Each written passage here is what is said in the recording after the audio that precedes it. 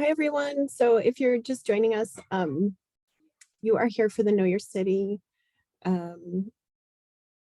meeting tonight. One housekeeping thing, I accidentally made this a meeting instead of a webinar. And so don't feel like you have to have your cameras on. In fact, it's probably better to keep them off, as well as muting yourself. That would be great, just so there's no background noise. But I'm excited that everyone is coming on in. We'll get started in just a couple of minutes here. Let some more people filter in.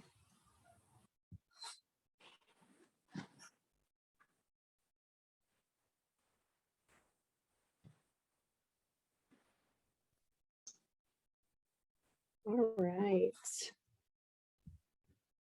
So let's see. All right, we're going to go ahead and get started.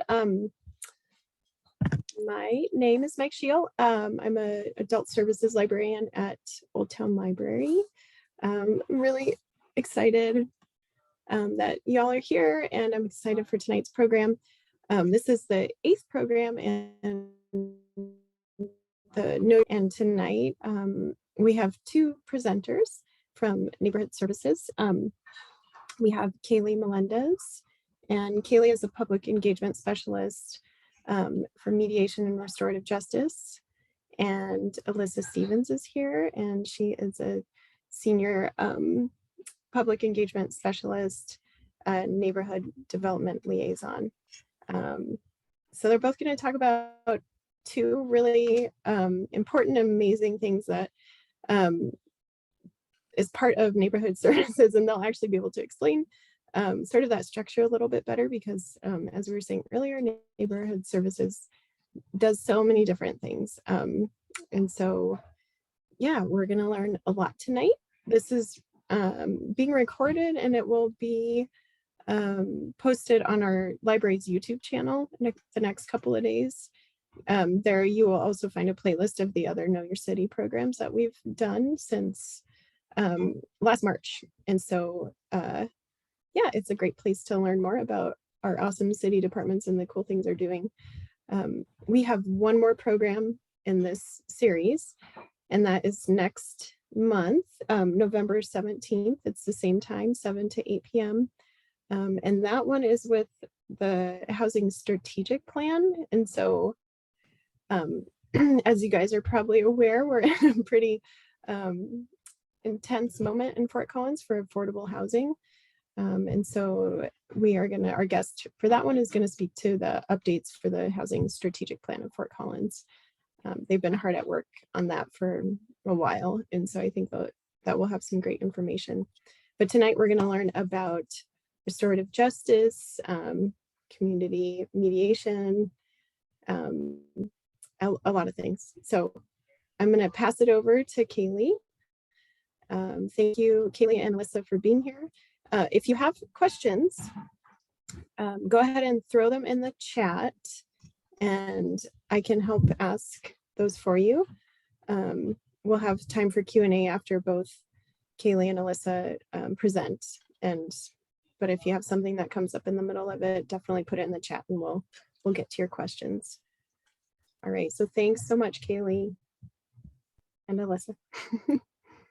Thanks, Meg. So I'm going to go ahead and share my screen, and so do a little presentation for you all. But if you have questions, again, like Meg said, feel free to drop them in the chat, and I'll kind of answer them as we go. So again, I'm Kaylee Melendez, and I'm the Public Engagement Specialist with Mediation and Restorative Justice Services.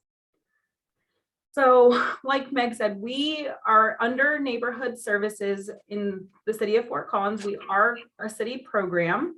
So we kind of have two different programs going on in our office. There are 4 staff people in our office. 2 are dedicated to both programs, kind of split time half and half. And then 1 person is solely dedicated to our mediation program, and 1 person is solely dedicated to restorative justice. And those break out into different programs, which we'll get to here in a minute. But again, we are under neighborhood services, but we do have our own building for our confidentiality purposes. And we are housed at 112 North House Street, a little building that we've been here now for quite a few years. So I'm going to start off by talking about mediation. So a lot of people don't know what mediation is when mediation is talked about. So yes, there's child custody mediation. Yes, there's divorce mediation, but we don't really deal with any of those conflicts. The main focus of our mediation is going to be community mediation. So what is mediation in general? It's an effective way to resolve conflict. So what we aim to do is we aim to bring parties in conflict together to have a conversation and to come to their own solution regarding the conflict. Instead of going to court and talking in front of a judge or a jury or pursuing that way, the legal route, we provide people with the opportunity to contact our mediation program themselves when they're having an issue. So whether it's neighbors, landlord, tenant, we provide them trained, volunteer, certified mediators. We do a co-mediation model, so we always have 2 trained mediators per mediation. Their goal is to remain neutral. They're not there to have a voice in the mediation or in the conflict. They are there strictly to guide the parties to hopefully a win-win solution, to hopefully where the parties can create their own solution, and hopefully it's a long-standing and can kind of release that stress and also maintain that sense of community. So again, just maintaining that safe, neutral environment. We have it offsite. Due to COVID, we have moved into the virtual world. So all of our services are offered virtually now, which has been great. And it also gives people that opportunity to participate in a different way than they have participated before. So during a mediation, the 2 mediators start off by setting the ground rules and creating a safe environment. After that, they allow each party uninterrupted time to talk about their side, about what's been going on, and express the impact of how this conflict has been impacting them. After each side has gone, what our mediators do is we start talking about what would you like to see come out of this process? How can we get there, and how can we find that win-win solution? If we do reach an agreement, we screen share and we have the parties provide us with the wording that they would like to go into a written agreement. That agreement, we are not the enforcers of that agreement, but that agreement can be enforceable if the conflict would continue and the parties did decide to pursue legal purposes. So we don't enforce those documents, but they can be enforceable in court. So what sorts of cases that we typically see in mediation? We see a variety of things. So we do, again, the primary purpose of our program is to help neighbors in conflict or community members within the city of Fort Collins city limits solve an issue. So if your neighbor puts up a fence and you don't like it, or it's maybe on your property, if they're shining lights into your house, if your neighbors are constantly having noise, parking, if you're having an issue with HOAs, if roommates are having issues, we do landlord tenant, typically security deposit issues, or we do receive referrals from municipal court for animal control tickets. So the cat at large, barking dog. And this last year in 2021, we have also started receiving referrals from small claims court. So prior to trial, the small claims court would refer those cases to us, and hopefully we can come to a resolution prior to that continuing on to trial.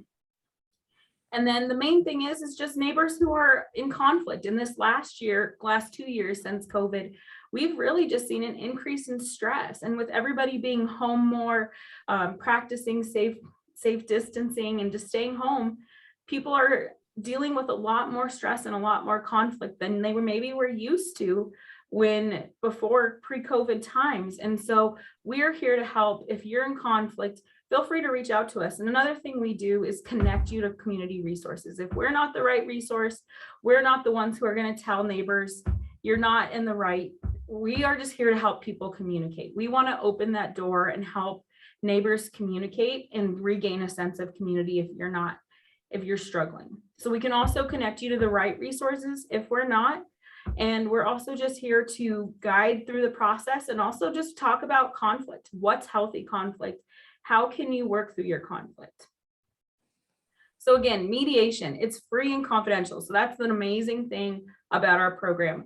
We are a confidential process, and that's why we're kind of in our own building, because when we are not during COVID, we have a building that is safe and allows people to come to our building and have mediation without everyone else knowing. We have trained impartial mediators. So again, they're there just to create the safe space to guide the process, and they all are trained in mediation. They're not lawyers. We don't give legal advice. We are not here to guide you through and tell you what a judge would say. We're here to guide you and help you create your own solution. You get to avoid litigation and court costs, and you get to listen to somebody and hear how you may have impacted them. And you get to hopefully get resolution to your current conflict. And so again, regaining a sense of community is why our program is important. So that's just a brief overview of mediation, and then I'll go into restorative justice. So in the past year, restorative justice has been more and more frequently talked about. And so our program, what we offer is we are a diversion program for ages 10 to 22 years old. And instead of like the traditional criminal justice system where you focus on what law was broke and what that punishment is, we focus on the victim, offender, and community, and how can youth who are within our community break a law. What harm was caused from that incident? Who was harmed? And how can the youth go about repairing that harm? So the three stakeholders in restorative justice are victim, offender, and community. And that's an important and fundamental piece of our program, that we involve all three of those in every restorative process that we do.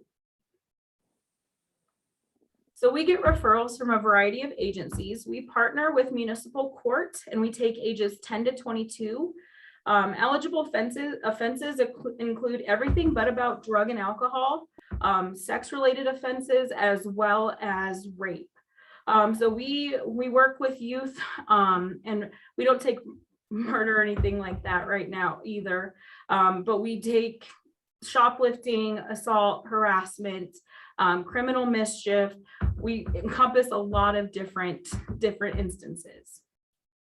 So those cases, again, these are going to be typically diverted out of the typical traditional court system. So in lieu of having to go in front of a judge and get on probation and just have to go through all those classes, we go through the restorative justice process, and the youth repairs harm instead of the traditional criminal justice system. From the DA's office, these are going to be typically diversion referrals where we take ages 10 to 17. We do also receive referrals from the probation department.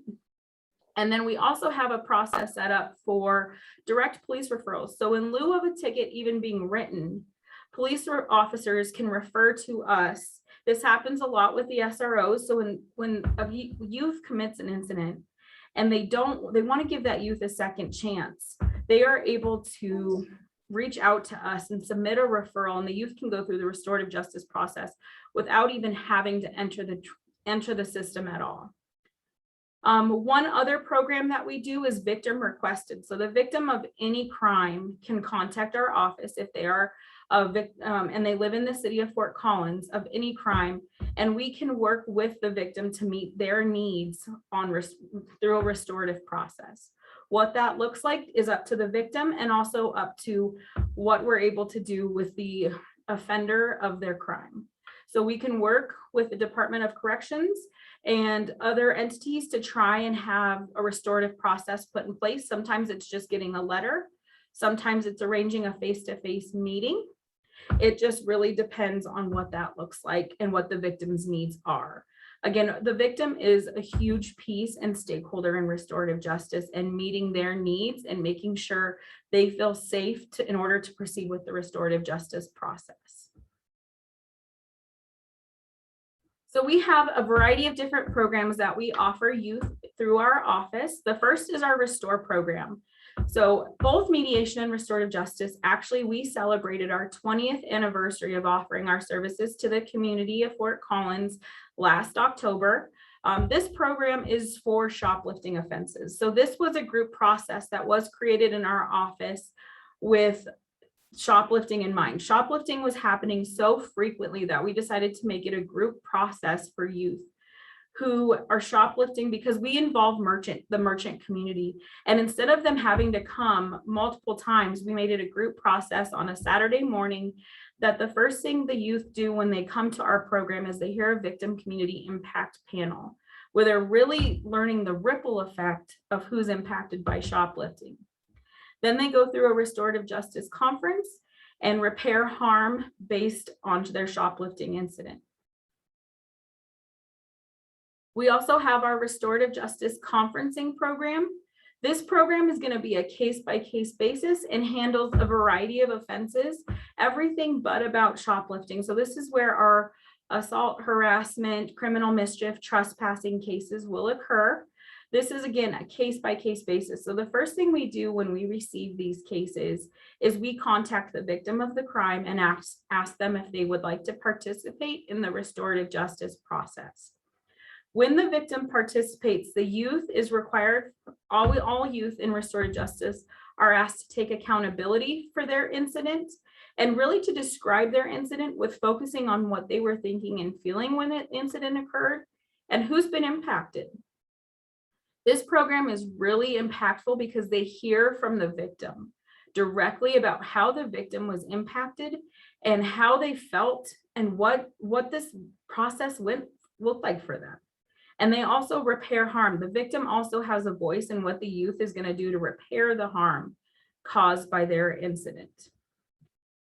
So this program and our Reflect program are very, very similar. This one, in the Reflect program, the victim may not be interested in participating for whatever reason. It's the same type of offense as RJCP, but a victim is choosing not to participate. So we provide a victim representative, whether it's one of our trained restorative justice volunteers or whether they are providing a victim surrogate.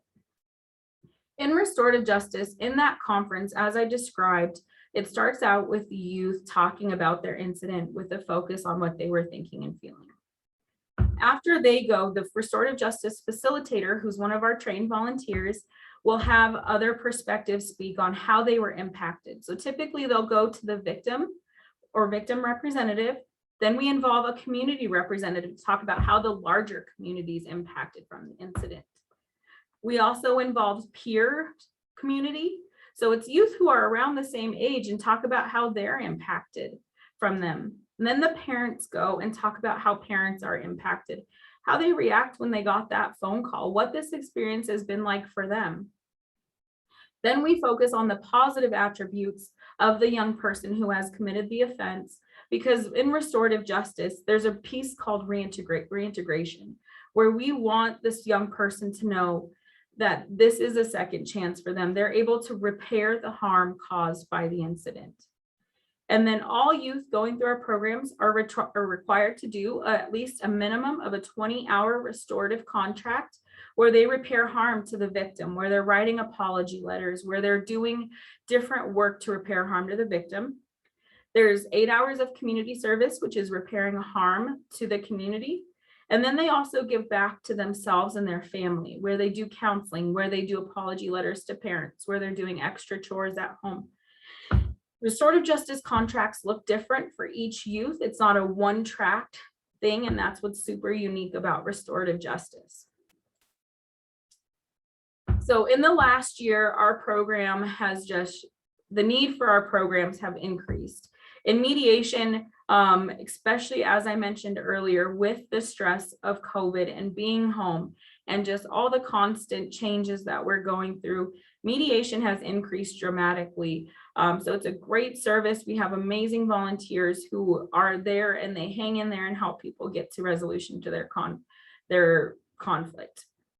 On the restorative justice side, we have been around again for 20 years. We involve victims, families, communities in our process. We serve about 100 youth a year. Typical time frame that they're with us is about 90 days. And we could not do what we do without the help of our volunteers. We have about 40 dedicated volunteers who have different skill sets of whether it's working with youth or communicate or just being really good communicators. as a whole. In 2013, mediation and restorative justice merged together basically for the need of our volunteers having such similar skill sets. And so we couldn't do what we do without them, as they are the ones who are working with the youth, facilitating those conferences, representing the community, representing victims, supporting families throughout that process. On the mediation side, they're the ones that are doing those mediations majority of the time. They're the ones helping people get to resolution for their conflicts. So to become a volunteer, we do have volunteer applications available on our website. If you just go to fcgov.com and either type in mediation or restorative justice. Currently right now on mediation, we are accepting volunteers, but you do have to have a 40-hour mediation certification. We don't currently offer that in-house, so that is a requirement prior to volunteering. And on the restorative justice side, we're currently not accepting new volunteers at the moment, but we are reevaluating going into the next year about our needs, because we base the need for our volunteers based on case flow. So that process is just filling out that application is the great way to go. They're both on our websites, and we are just so appreciative again of all of our volunteers and what they do for our programs. Is this a good time to open up questions, Meg? Yes, definitely. So we do have a question in the chat, and I love this. Are there mediation services in Spanish, or can you provide interpreters? Yes, we can. So we provide interpreters. We do not let, again, so mediation is going to be a free confidential service, but we will provide certified translators throughout our process. And so if anyone needs us, just feel free to reach out to us, and then we will provide an interpreter throughout the entire process. Same thing on the restorative justice side. We're equal opportunity for everything. Perfect. Thank you. And then how often do the victims want to be involved in the process?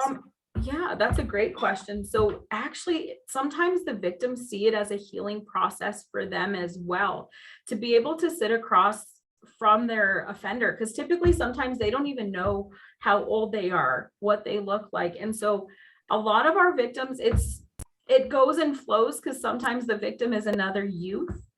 So sometimes that always doesn't work because it just increases conflict.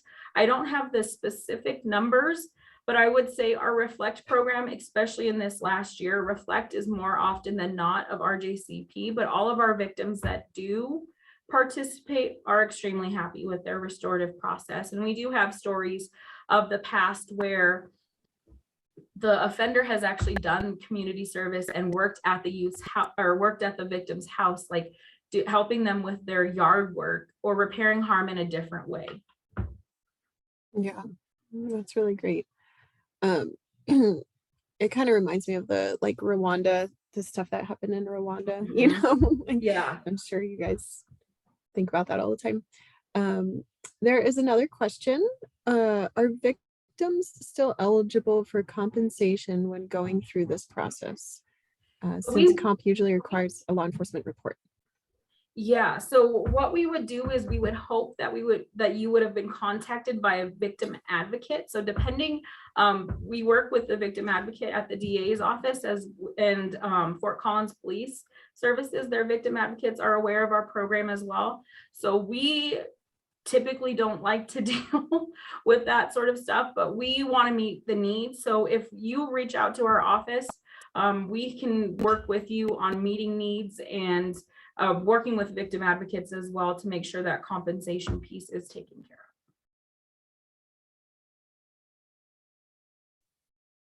of. Awesome. Thanks, Kaylee. Are there any more questions? I do have a question. I just unmuted, if that's okay, and I'll speak it. That's fine. We were about 75 years of age at the time when, in the middle of the night, a 15-year-old and her friend had taken a car and they blasted through our fence, barely missing our bedroom. And it was quite something. So the police came to my door about 2 or 3 in the middle of the morning and woke us up. Eventually, this 15-year-old, after a long time, we begin to get a little bit of money every month, but it took many months for that started. But never, ever were we contacted to talk with her. And I wonder why. I would have very much liked to have seen her. The police didn't really let us see her or her friend with her, although they were not hurt.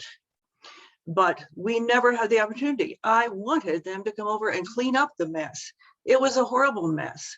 And all the fence down, and they were lucky they didn't kill us or them they just missed our bedroom brick wall by about 2 or 3 inches. And so why weren't we called? That is my question to you. Is everyone called? That's the second question. So unfortunately, I don't have an answer for that. That sounds like it was kind of handled on the police side.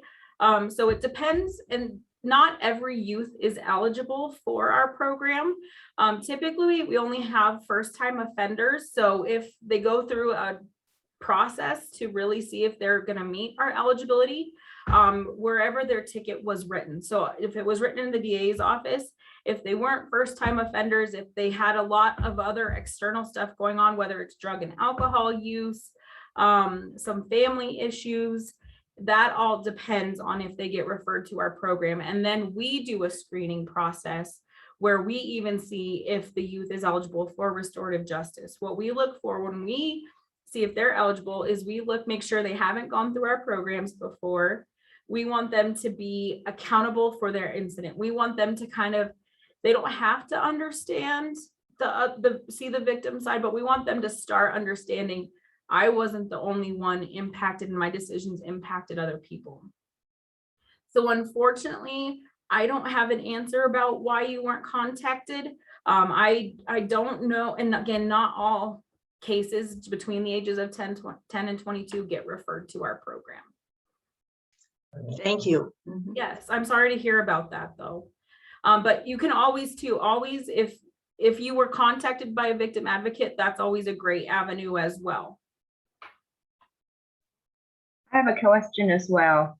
Things I deal with that might be referred to mediation, oftentimes there's one person who has more power, like the landlord. They can just evict somebody or charge them or whatever. So is there anything done, or is there a motivation or some way to get somebody to participate in mediation when they otherwise might not?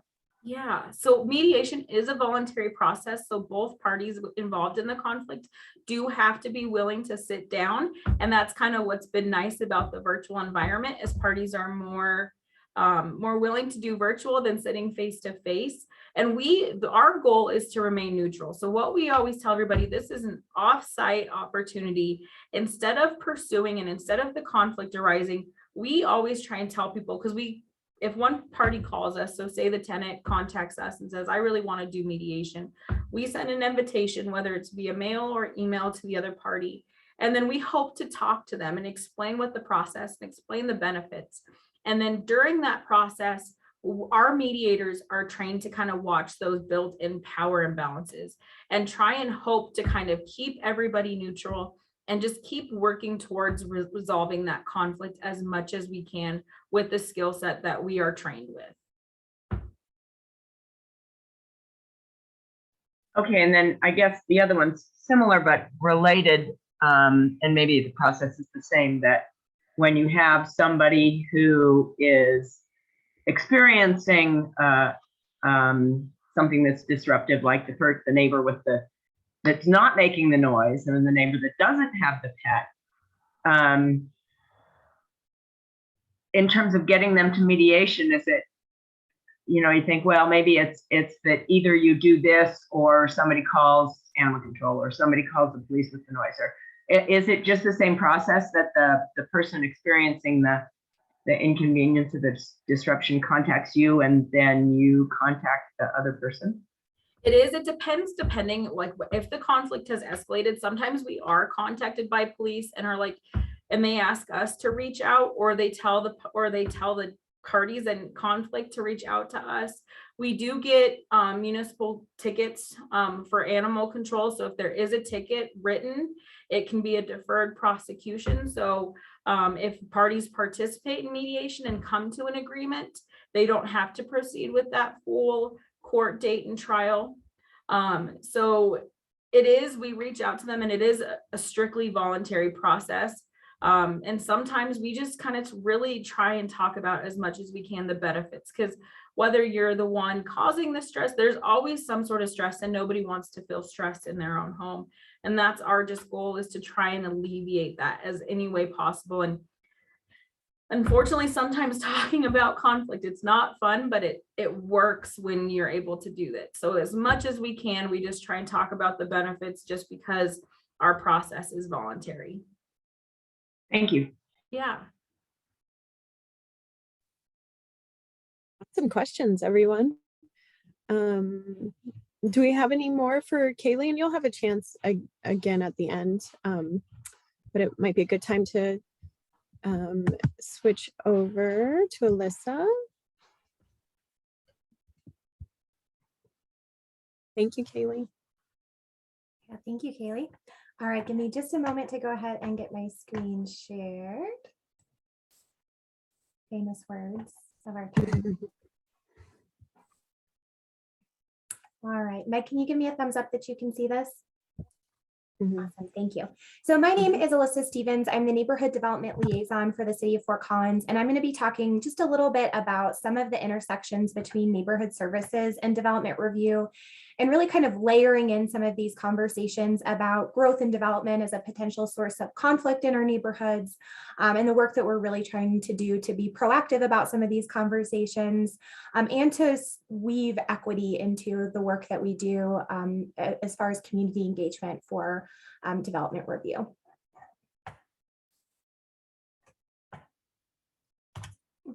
So my position is housed in neighborhood services. We are kind of a weird department that has a lot of different folks in it, but my position kind of straddles between neighborhood services and the planning and development review department. So really in neighborhood services, a lot of the work that we do is really about these connector positions, mine between planning and neighborhood services.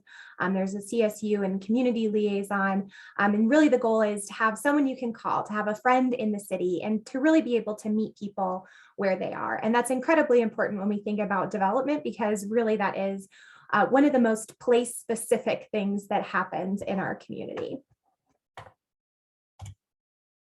So if you've lived here for a long time or a short time, you've probably heard about growth in Fort Collins. And so I'm going to kind of start with the big picture. We know that Fort Collins is a wonderful place to live for many reasons. Many people are choosing to move here, and there's a lot of development to meet that need. And a lot of times the conversations that we hear is that there's not enough room for more people. Where are the people going to go? In 2017, as part of the update of the city plan, which you'll probably hear a little bit about when the housing strategic plan folks come later on next month, there was kind of what they called a build-out analysis, really looking at what they considered either underutilized or vacant land that could potentially be developed. They did take out any future park and school sites; those have already been identified. Natural areas, floodways, and then any projects that were already under construction. And as you can see, definitely more on kind of the edges of the community, there are still parcels of land left for development.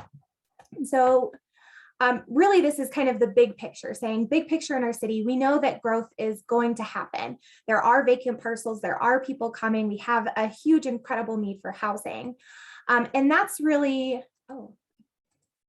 so ultimately this buildable land, about 7,300 acres at the time. I won't go through all the statistics. So ultimately, that's the really big picture, thinking about city plan, about what's going to change over the next 20 years. That's not really the work that I do. I'm really focused on community engagement and the stuff that's happening right now.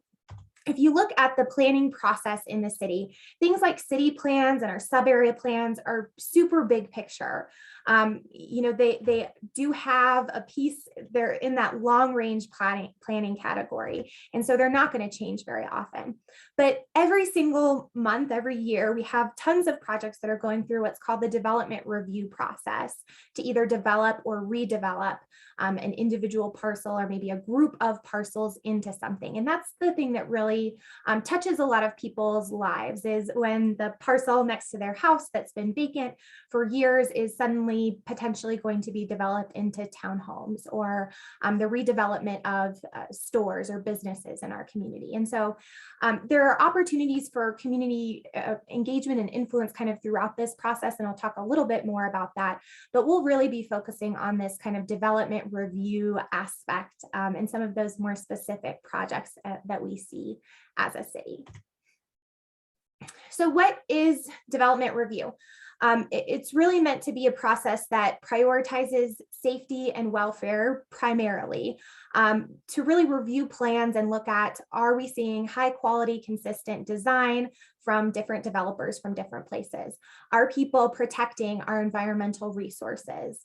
Things like providing buffer areas to natural spaces or ditches so that wildlife that's living there has that buffer space in between any housing or industrial activity and what's going on in some of those more natural spaces. And then also to make sure that developers are quote unquote paying their own way, that as they're building the housing for people to come and live in our community, that they're also contributing to some of the big funds that we have that are used to improve roads, intersections, you know, all of those kind of big picture projects that aren't really connected to a single development, but are really a part of having a good quality of life in our community. So in the development review process, we have kind of a variety of different roles. I'm not going to spend a ton of time going through the nitty-gritty of the development review process. I'm always happy to talk with folks about it if people have specific questions, but I will provide just kind of a general overview. So the applicant or applicant team generally includes people like the developer and the landowner, and they're the ones who propose a project and bring it forward. So the city kind of says, big picture, you know, this we think will be mostly residential land, or this we see mostly as being industrial land. And there are limitations in the land use code about what can go in different places.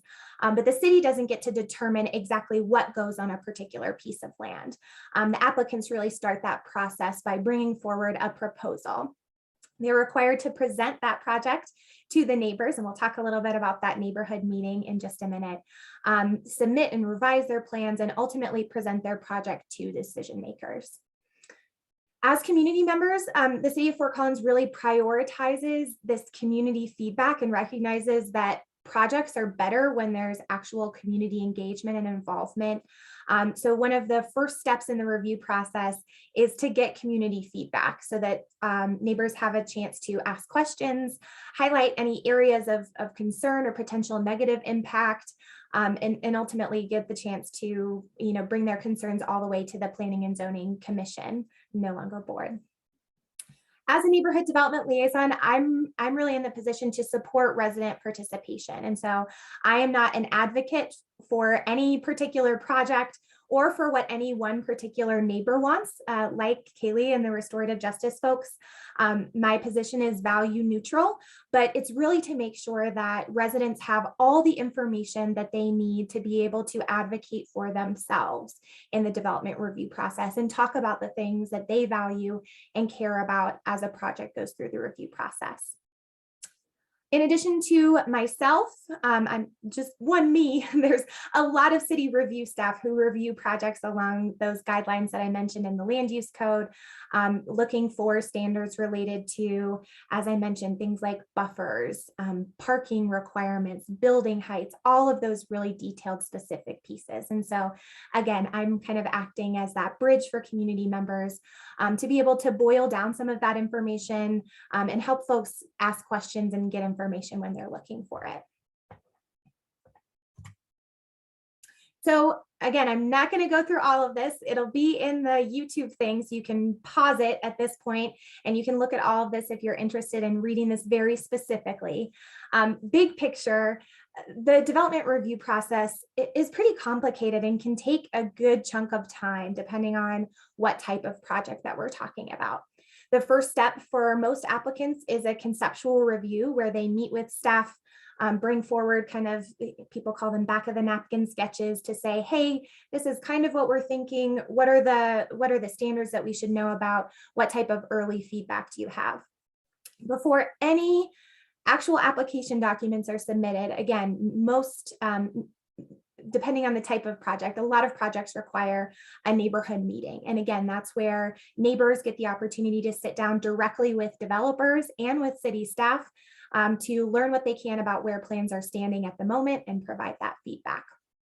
If the project moves forward from there, it would go to staff review, where staff is reviewing and providing feedback. Generally, that happens in 3 or 4 cycles of feedback and changing and tweaking the plans to make sure it's meeting all of the standards in the land use code before going to a public hearing, often in front of the Planning and Zoning Commission. And there is information there about appealing those decisions to City Council as well, for folks, again, kind of good information to file away for later if you're interested. And this type of information is exactly what I help folks connect to if they have a specific question about how to be involved with development review.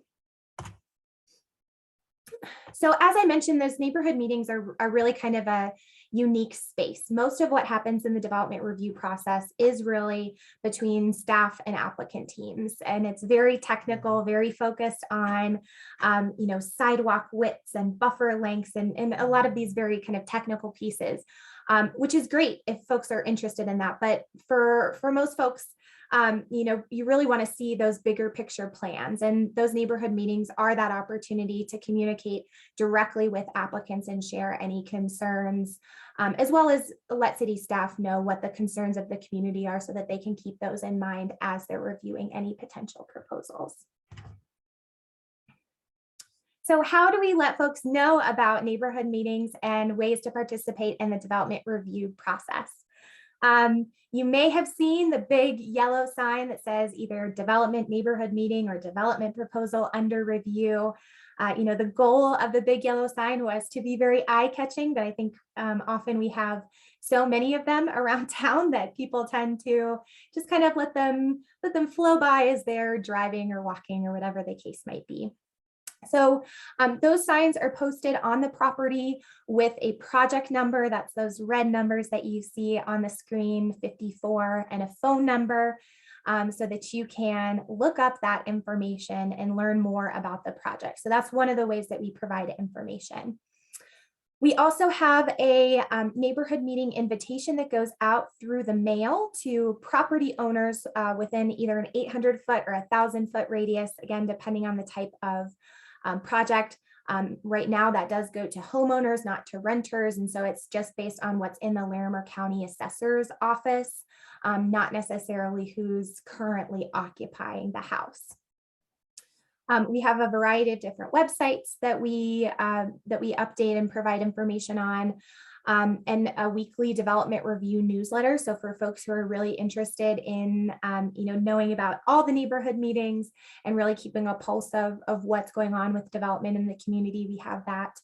And then, additional engagement is really request driven. So I'm available for folks to provide educational information about the development review process, to sit down and chat about specific projects that they may be interested in their area. Just really available as a resource to try and, again, facilitate that participation in whatever way I can.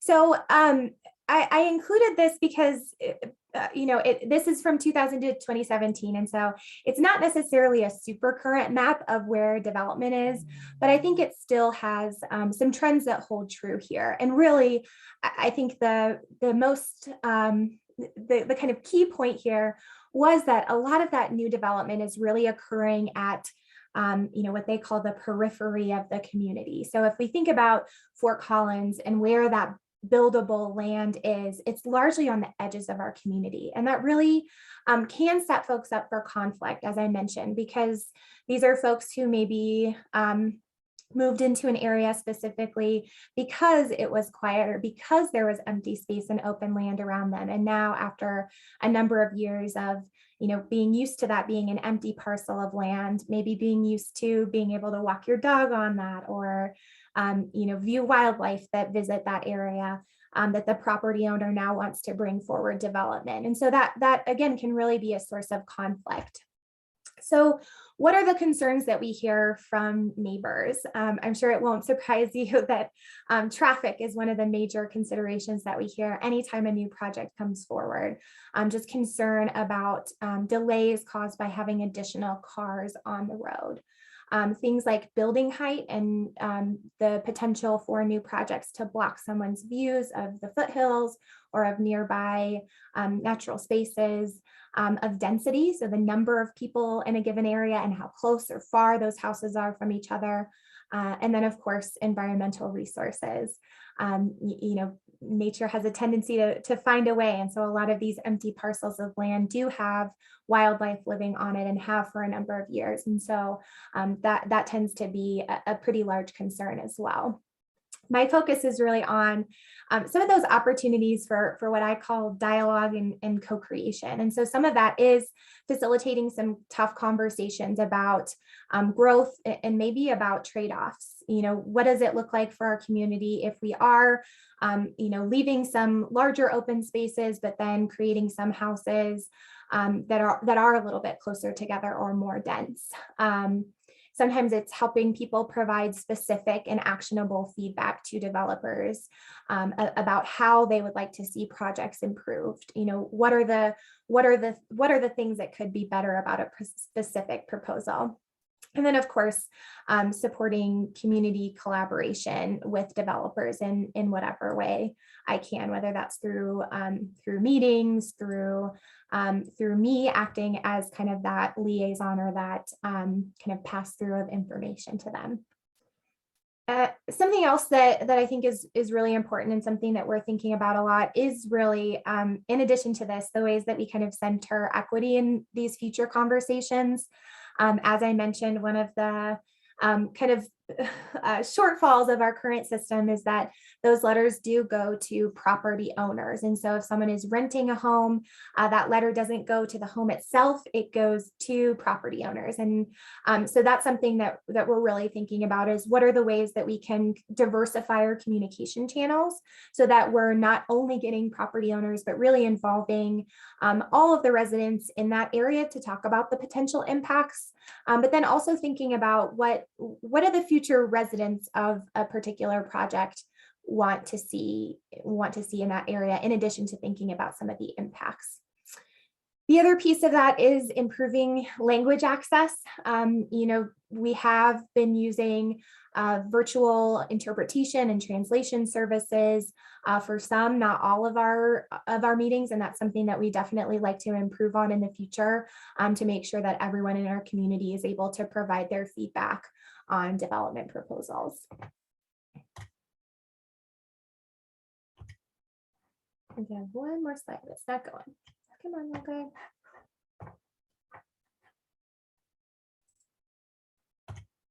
There we go.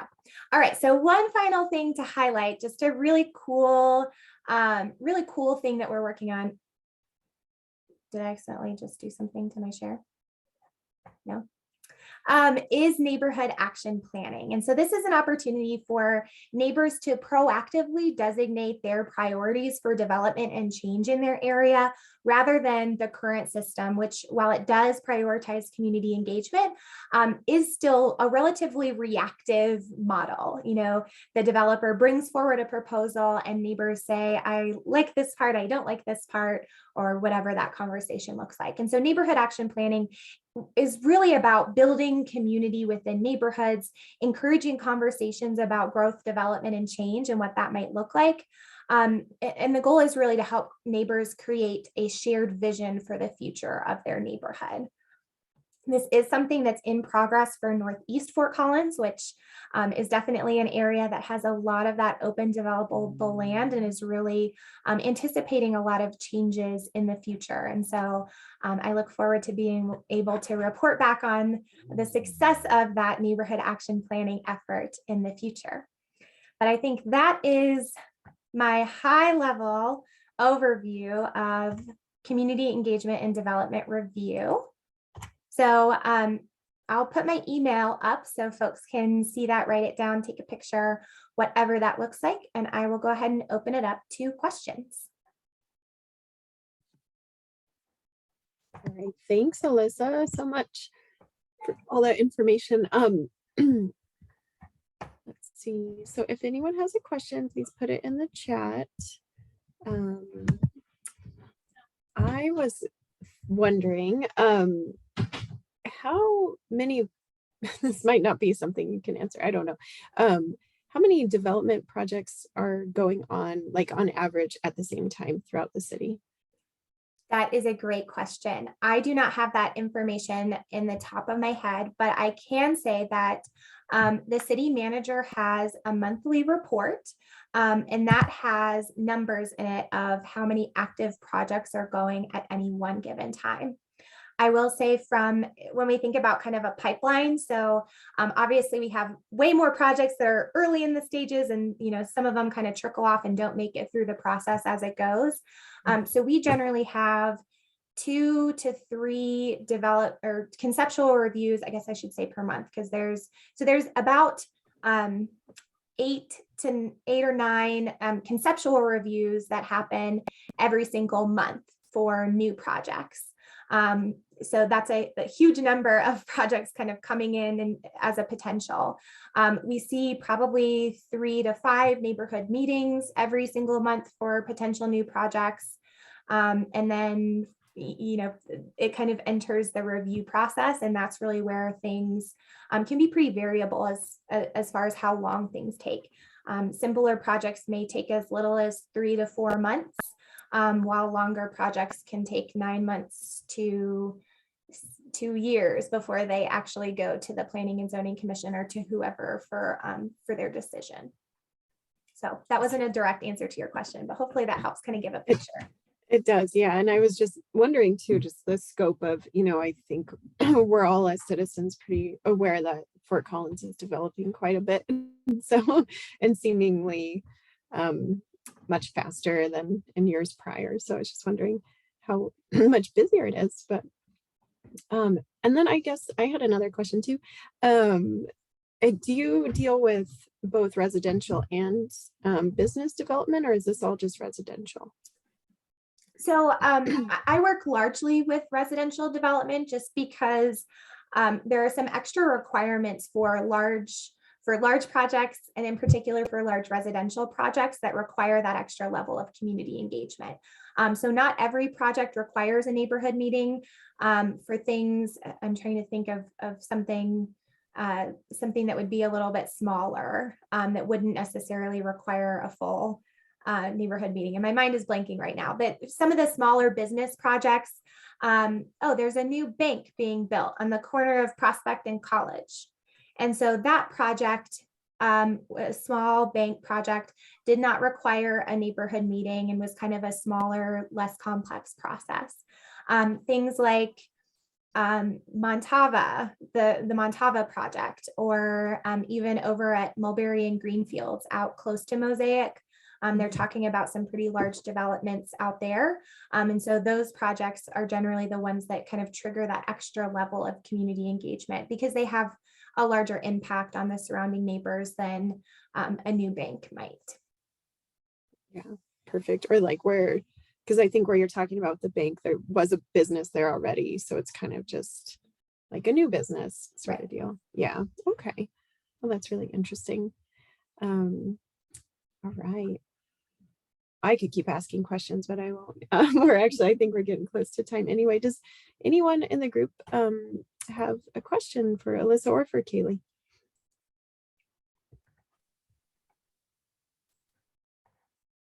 Okay, well, I'm not seeing anything come in, but I think it's totally fine if I say that you are welcome to reach out to Alyssa or Kaylee to follow up with anything. They're obviously very knowledgeable about what they do and their departments, and so helpful. And I'm really grateful for both of you coming tonight to share a bit about what you do for the city and the community. I forgot to mention at the beginning that it is, I believe this is correct, Conflict Resolution Month. Is that right? Yeah. Okay. There is, yes. October is Conflict Resolution Month.